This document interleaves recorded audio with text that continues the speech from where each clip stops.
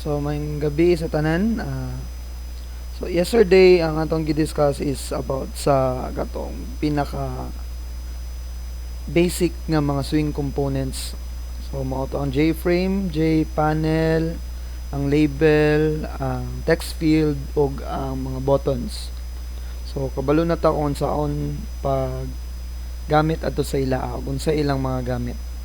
So karon natong i-discuss ang radio button ug ang checkbox. So mag-test tag ikuan, maghatag tag example. So for example, kung mga itag gender sa tao, di ba? So pwede na to gamitan og radio button. Sample lang niya. Male and then female. Okay. So, pwede ra po, aside sa radio button, pwede po siya checkbox. Same po ng pagkuha sa adtong mga components. Male, and then, isa, female. Now, notice, kung ato ni silang i-run, try na to run, sila dua or sila tanan ma-check. Dapat dili siya hingana. Ato ni silang i-group para kung male ang tuplokon niya si female, mawala, dili ma-select sad si male.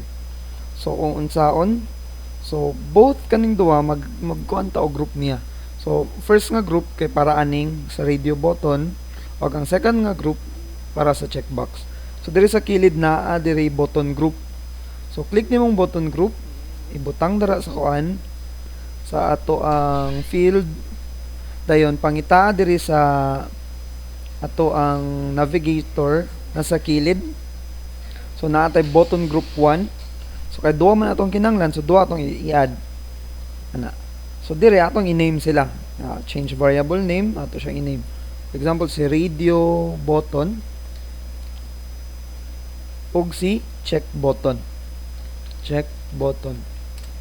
Now ato na din silang i-group. So unsaon pag group, i-right click nimo ang radio button, properties, pangitaa si button group, dayon drop down, pangitaa dayon si radio button, kay radio button man siya.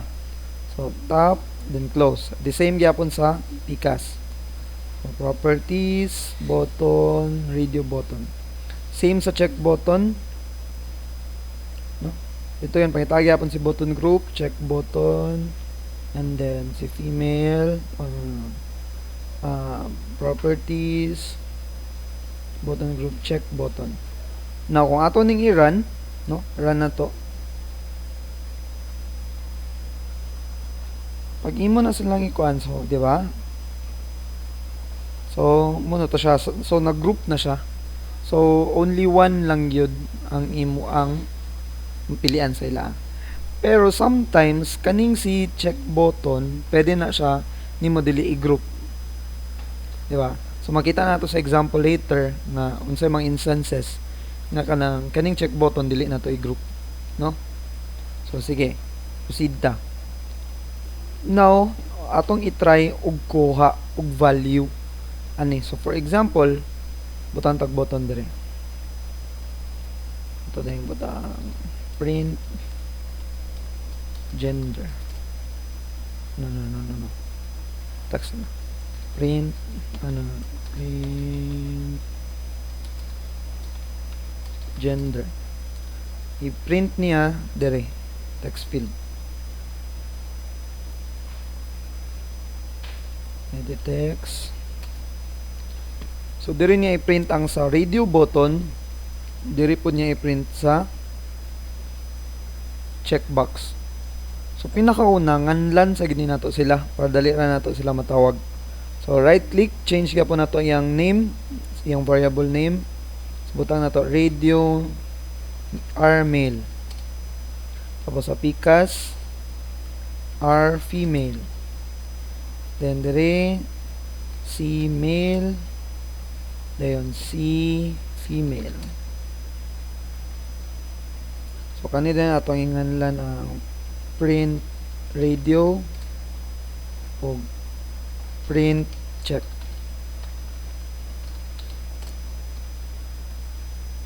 So sulod din ta sa atong button, double click yapon sa button para maka-code. So diri ta mag-code. Pero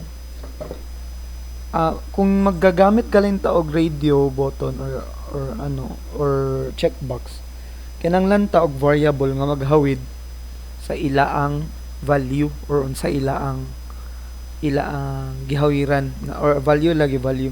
So sa pinaka last nari before sa last nga kaning scope, sulod gyud ka sa scope sa system, mag-declare ta og variable. Example ta diri string radio value og string check value. Okay. So naa na tay radio value nga maghawid unsay value atong sa radio button ug check value nga maghawid sa unsay imong value or unsay imong gipili sa check button. So diri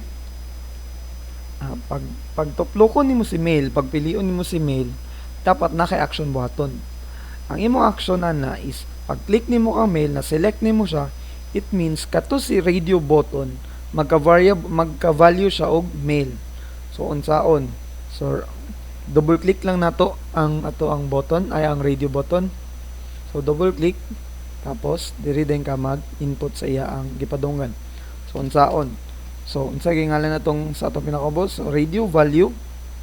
So radio value is equal to mail. The same gyapon kang female. Double click. Radio value is equal to female. So same gyapon sa checkbox na to, atong male o female. Pwede gyapon ka mag-events, action perform. So check value is equal to male. And then another diri na pud ka check value is equal to female. So no, kada select nimo sa ila katong gipang declare nga variable is naa siya gahawiran. So once nga atong i-click ni print gender, so katong yung gipanghawiran mo atong i-print. So para mag-anita sa atong scope ni print gender nga button, double click lang gyapon nato. So under dari din tamag code. So unsay ngalan galing aning duha? So kani siya si print radio og si print check. So iset lang nato ila ang text to the value adtong gipili nimo. So print radio dot set text, the same gyapon set text tapos unsa pa to radio value, the same gyapon sa isa print check dot set text to check value. Now atong i-try og run. Now pag i-click nimo na siya, i-click po din ako pag print siya. So nakuha. So next na to is unsaon na to pag clear. I-clear na to, mawala yung selection. So antong buhaton, button diri button try na to reset itong ini or clear. So clear, pag i-clear niya dapat katong na-added to, double click lang gyapon ang button na the same gyapon dere, dapat ma-clear to tanan ang na-added to. So pinakauna to i-clear katong duha ka text field. So print radio dot set text ana lang para wala siya sulod, o kato sa isa print check dot set text. So ana. Now, pag diba remember nga naka-group man ni sila. So ang tawagon nato si group atong pang clear nato. So ang name sa atong group is si radio button ug si check button. So dire atong tawagon si radio button. So tanan member ni radio button atong i-clear ang selection. So clear selection, the same for check button, that clear selection. Now kung yan na, so iya tong i-unselect. Pero if wala siya galing wala siya, for example, wala siya naka-group or naka-button group. For example, imo siyang tagsa-tagsaon. So for example, gani si mail na radio button, ang name niya is rmail. So ang kuan siya para mawala yang kuan is rmail dot set selection selected to false. Ana, ingani yun siya pag clear kung wala naka-group. Pero pag naka-group, ang group yun mismo ang tawagon, tapos dot clear selection lang. So atong i-try. Right click, run na to. So male, female, print, tapos i-clear na to. See, nawala. So yung ana ang paggamit sa radio button o sa check button. Now another example ta, like naata diri button 1, no, sample ni siya na po the checkbox. Kaning example is sample ni sa if ang checkbox dili na to i-group. So let's say chocolate sundae pagpila 30 pesos, tapos vanilla sundae pagpila 29 pesos. Diri din sa ato ang checkbox na matantag sprinkles na add-on lugar siya. So 5 pesos. Text, edit text pa. Sprinkles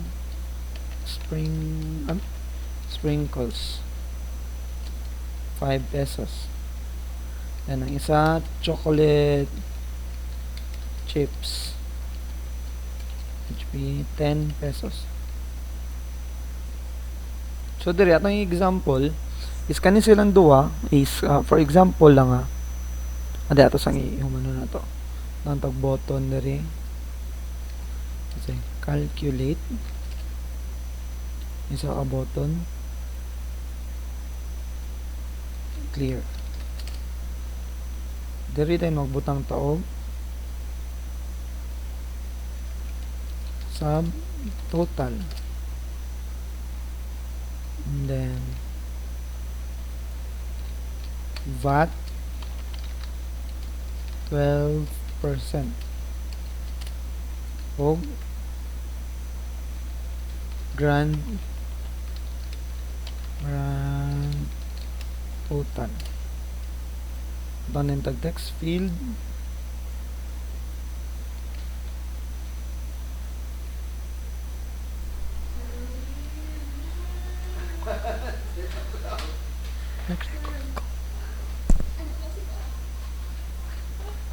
so ato lang i-copy and then copy lang na to padali. So walay sulod. So ang function nani kung mag-select ka aning duha, so kanya siya atong i-group, either mamili kag chocolate sundae or vanilla sundae. Pero kaning si sprinkles ug si chocolate chips add-on man na siya. So dili nato siya i-group kay pwede man nga mag-add kag sprinkles ug chocolate chips at the same time. So unsa ang ito, kung mag-i-group nimo ni siya, magmita kag kuan nimo button group dire. Dayon, sulat din ka dire. So pangitaon nimo siya sa atong navigator na dire sa kilid, left part, bottom. So ato lang din siyang alisan og name para dali na to makon. So butan na to Sunday, atong ingalan siya. Sunday. Tapos ato siyang i-group. Right click, properties, button group, Sunday. Close. The same yapon dire. Sunday. Okay. Now, next na to buhaton is kani nganlan gyapon nato ni sila. Dapat nagid na sila nga. So subtotal. Next ang pangalan na ni is VAT.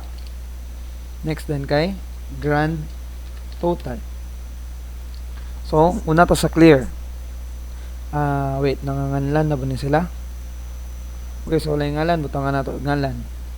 Choco, vanilla, sprinkles, and chips. So nanganlan naman nato, now na to si clear. So pinakauna katong naka-group. So ngalan na to Sunday. Dot clear selection. Next katong duwa. Sprinkles dot set selected tapos false. Same yaman na tong isa, chips dot set selected false. Next is katong tulo ka text field. So na dito si subtotal dot set text to ana lang walay sulod. VAT dot set text walay sulod, then grand total dot set text na walay sulod. So now naa na tay code for atong clear. Save din nato. So next dito sa calculate. So unsaon diba? So ang first na to buhaton is dapat mabawan na to kung unsay gi-select niya adto ang group. So the same na tong gibot ganina, mag-declare taog variable sa pinakalas atong program nga maghawid either chocolate or vanilla kung spelling na nyo ayang gipili. So balik ka sa source, pinakalas nga part nata dire string selection. Balik ka sa design, so double click na to si chocolate sundae. Ato siyang i-declare dito nga si selection asa naglag.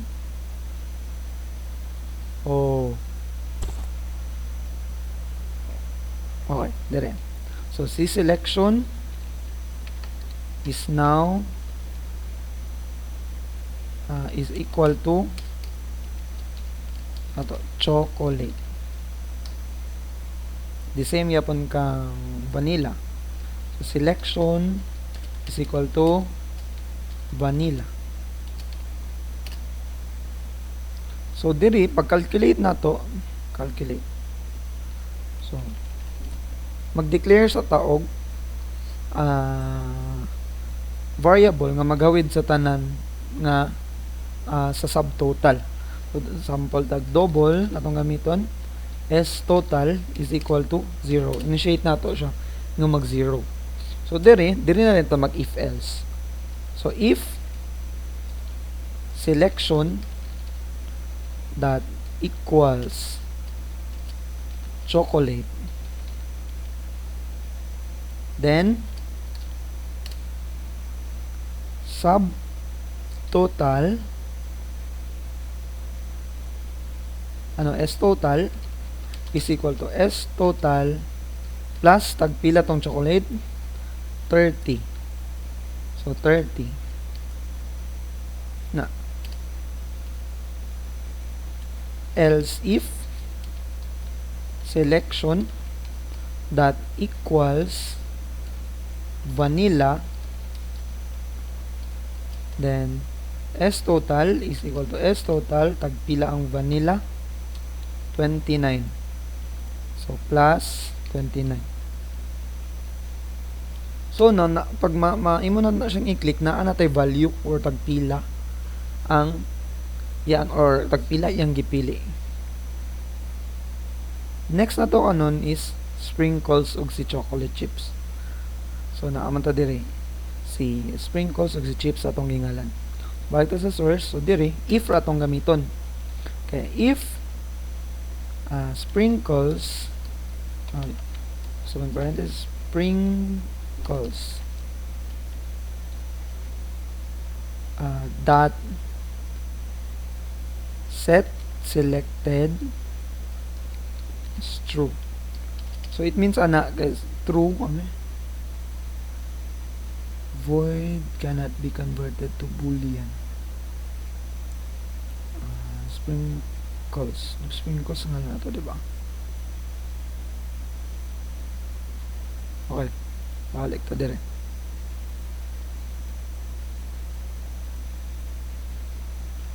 If sprinkles is set selected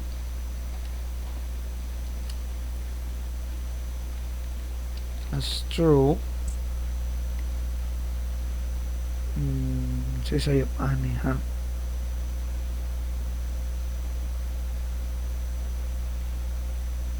Ito, check sa to na to.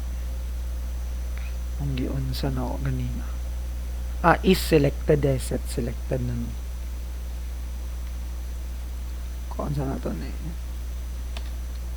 that is selected, diba? If selected si sprinkles, si total, S total will now i-add na po niya si pila ang sprinkles. 5 pesos. 5. So, magkadugang-dugang siya.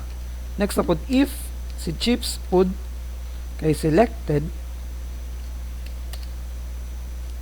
pagpila si chips, 10 pesos. So, si S total nga variable nato, mag-additional na po siya og 10 pesos. So, now, maato nang ma-set kang subtotal ang subtotal.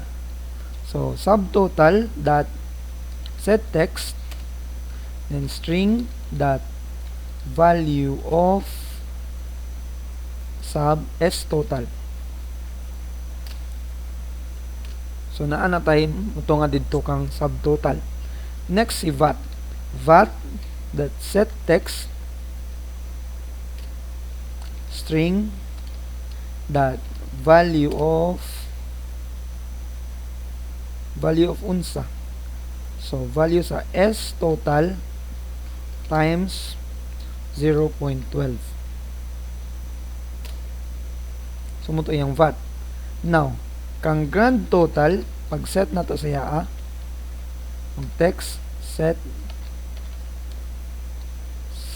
text string that value of S total times 0.12, i-close na to na silang another na parenthesis plus S total.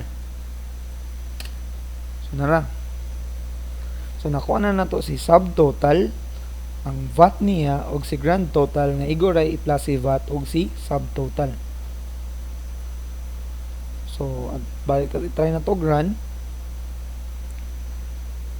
No? So, kani dapat dili siya ng duwa, dapat isa-isa. So, click na ako si Sunday og si chocolate chips.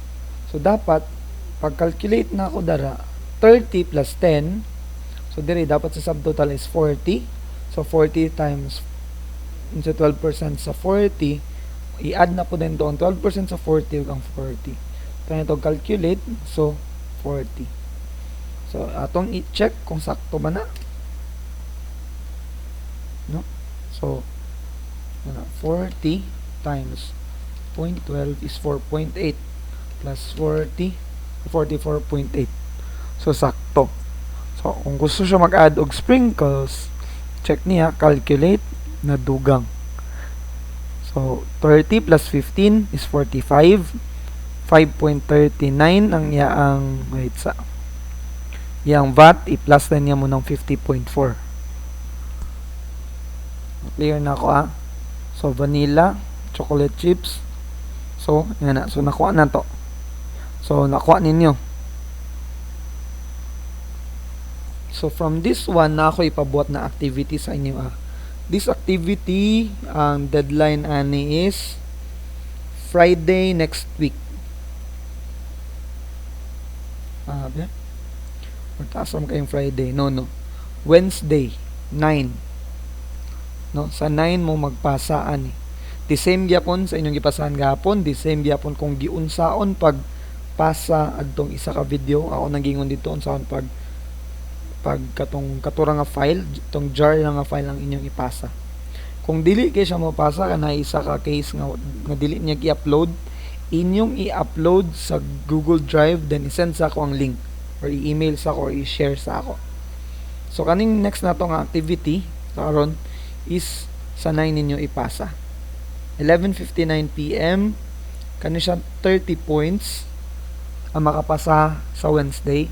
Kung makapasa mo 1 day nga late, may mo og 25 points. O kung more than 1 day ang late, may mo lang og 20 points inyo ang score. So ako na ipakita sa inyo inyong activity. So ang inyong activity is kani. I-screenshot lang ninyo para ano inyong buhaton. So dire natay burger. So dire kaning tulo dapat naka-group ni siya. Kay isa ram gyud imong piliun. So sa rule sa ato ang burger store. Isa ra either beef patty, pork or chicken. Naka-group na siya. So naa po additional nga group si single or si double. Single if isa lang ka patty, double kung duha ka patty. Remember nga once mag-double galing ka, ang value sa ani is ma-double. Kani nga value kaning 30 pesos diri, pag 30 pesos, ma-double siya kung double. Single lang siya ang price ani. Next din for bun, no? Group gyapon na sila kay mamili lang ka ana sila. Sa add-ons mo dili sila grupo. No? Pwede sila maka-add aning unom or pwede ra sila duha, isa or pwede po wala. Now, once galing nga ayaw na ning J button nganong naman J button. Wala na siya. So once nga mag-click og order, pag-click na ko aning order nga button, dapat diri mo to nga kung unsa iya ang burger, iyang patty nga gipili. No, kani siya gamitan ninyo og kaning text area. The same ra gyapon na sila sa text field. It's just that si text area pwede daghan dara ang paragraph, essay or something. So mao to. So i-print na dire, for example nag-select og beef patties, special bun, cheese, egg, bacon. So dire beef patty, special bun, single, cheese, egg o bacon. Dayon mo print pud iya ang subtotal, VAT o grand total. Kung i-reset na ako, mawala tanan. Iyang ipang-select tanan. Now, notice na ako payment diri. So, magbutang kag payment. Click na on payment. Kaning pay. Kung naay sukli, isulod niya diri sa change. Nakuha. So, muna siya ang inyong activity na inyong ipasa Wednesday, December 9.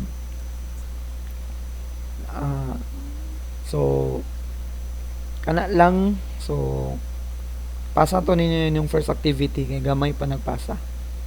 So, good night and God bless.